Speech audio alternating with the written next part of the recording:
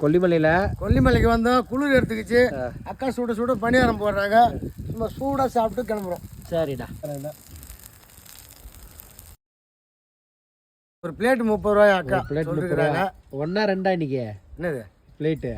2 அடிப்போம். 2 அடிப்போம்.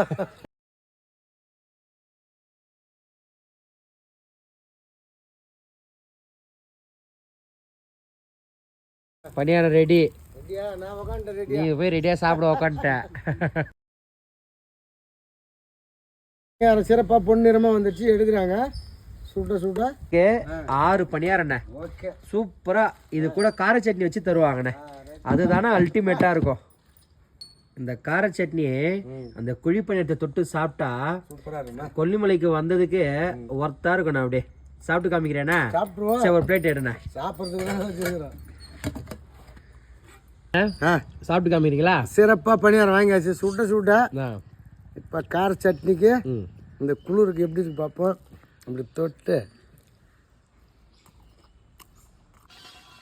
சும்மா கிருன்னு கிருன்னு தானே. அப்படியே அந்த ஸ்பைசியா பணியாரத்தை தொட்டு சாப்பிட்டு நல்லா இருக்குல்லண்ணா. கார சட்னி தொட்டு